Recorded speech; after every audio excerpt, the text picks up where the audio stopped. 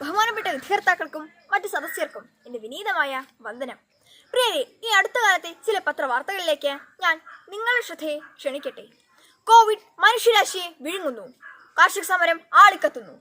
ഇത്തരമൊരു സന്ദർഭത്തിൽ 2020 ജീവിക്കുന്ന ഗാന്ധിജി എന്ന വിഷയത്തെക്കുറിച്ച് സംസാരിക്കുന്നത് ഏറ്റവും പ്രസക്തമായി എനിക്ക് തോന്നുന്നു. എത്ര നൂറ്റാണ്ടുകൾ കഴിഞ്ഞാലും നിറയൗവനത്തോട് ജീവിക്കുന്ന ഇതിഹാസമാണ് ഗാന്ധിജി. അദ്ദേഹത്തിന്റെ ഓരോ ചിന്തകളും വാക്കുകളും പ്രവൃത്തികളും മനുഷ്യരാശിക്ക് അത്രയേറെ പ്രചോദനമേകിയിട്ടുണ്ട്. എവിടെ അനീതിയുണ്ടോ അവിടെ ഒരു പടവാളായി ഗാന്ധിജിയുമുണ്ട്. കർഷകർ ഈ നാടിന്റെ നട്ടെല്ലാണെന്ന് ഗാന്ധിജി വർഷങ്ങൾക്ക് മുൻപ് പറഞ്ഞിട്ടുണ്ട്. അതുകൊണ്ട് തന്നെ അവർക്കെതിരെ നടക്കുന്ന അനീതിക്കെതിരെ പ്രതിഷേധത്തിന്റെ ഒരു ചാട്ടവാറായി അദ്ദേഹം മുന്നിൽ തന്നെ നിൽക്കുമെന്നതിൽ യാതൊരു സംശയവുമില്ല. ഗുജറാത്തിൽ പ്ലേഗ് പടർന്നു പിടിച്ചപ്പോൾ, ജനങ്ങൾ തെരുവിൽ പിടഞ്ഞു വീണ് മരിച്ചപ്പോൾ എന്താണ് ഗാന്ധിജി ചെയ്തത്? അദ്ദേഹം ആഹ്വാനം നൽകിയല്ല ചെയ്തത്, മറിച്ച് കയ്യിൽ ചൂലും വെള്ളവുമായി ശുചീകരണ പ്രവർത്തനങ്ങളിൽ വ്യാപൃതനാവുകയായിരുന്നു അദ്ദേഹം. ഗാന്ധിജിക്ക് ഇങ്ങനെ ചെയ്യാമെങ്കിൽ തനിക്കെന്തുകൊണ്ട് ഇങ്ങനെ ചെയ്തുകൂടാ എന്ന് ഓരോ സാധാരണക്കാരനും ചിന്തിച്ചു. അവരും അദ്ദേഹത്തോടൊപ്പം അണിചേർന്നു അന്നത്തെ പ്ലേഗ് എന്ന മഹാമാരിയെ എതിർത്ത് തോൽപ്പിക്കാൻ. ഇന്ന് 2020 ലോകം കോവിഡ് എന്ന മഹാമാരിക്ക് മുൻപിൽ പകച്ചു നിൽക്കുമ്പോൾ തീർച്ചയായും ഗാന്ധിജി ഒരിക്കൽ കൂടി ഇവിടെ ജന്മം എടുത്തിരുന്നെങ്കിലെന്ന് ഞാൻ ആഗ്രഹിച്ചു പോകുന്നു. കോവിഡിനെ തുരത്തേണ്ട ശാസ്ത്രീയ മാർഗങ്ങളുമായി അദ്ദേഹം ഇന്ത്യയുടെ ഗ്രാമാന്തരങ്ങളിൽ എത്തുമായിരുന്നു. ജനങ്ങളിൽ ആത്മവിശ്വാസത്തിന്റെ പടച്ചട്ട തീർക്കാൻ അദ്ദേഹത്തിന് കഴിയും.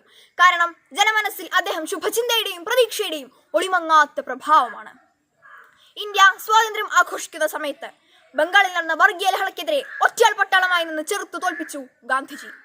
ജാതിമത ചിന്തകൾക്ക് അതീതമായി ജനങ്ങളുടെ മനസ്സിൽ ഇന്ത്യ എന്ന മഹാവികാരത്തെ ജ്വലിപ്പിക്കാൻ അദ്ദേഹത്തിന് കഴിഞ്ഞു.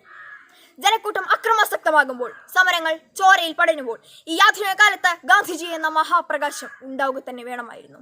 മജ്ജയും മാംസവുമുള്ള ഇത്തരത്തിലൊരു മനുഷ്യൻ ഈ ഭൂമിയിലൂടെ നടന്നിരുന്നു എന്ന് പറഞ്ഞാൽ വരും തലമുറ വിശ്വസിക്കില്ല എന്ന് മഹാനായ ഐൻസ്റ്റീൻ പറഞ്ഞത് ഞാനിപ്പോൾ ഓർത്തുപോകുന്നു.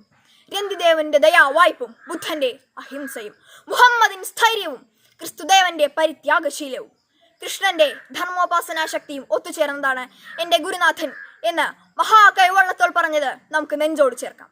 2020 മാത്രമല്ല, ഇനി വരാൻ പോകുന്ന കാലഘട്ടത്തിലും നന്മയുടെ വെളിച്ചമായി, സംസ്കാരത്തിന്റെ നിറകുടമായി, ആദർശത്തിന്റെ സൂര്യനായി, ധൈര്യത്തിന്റെ വജ്രമായി അദ്ദേഹം നമ്മിലൂടെ ജീവിക്കും. അദ്ദേഹത്തിന്റെ ആഗ്രഹങ്ങൾക്ക് അനുസൃതമായ ഒരു ലോകം കെട്ടിപ്പടുക്കുമെന്ന് ഉറപ്പ് നൽകിക്കൊണ്ട് ഈ പുത്തൻ തലമുറയിൽ ഞാനുമുണ്ടെന്ന അഭിമാനത്തോടെ എൻ്റെ വാക്കുകൾ ശ്രവിച്ച എല്ലാവർക്കും ഗാന്ധി ജയന്തി ആശംസകൾ നേർന്നുകൊണ്ട് എൻ്റെ വാക്കുകൾ ഞാൻ ഉപസംഹരിക്കട്ടെ. ജയ് ഹിന്ദ്.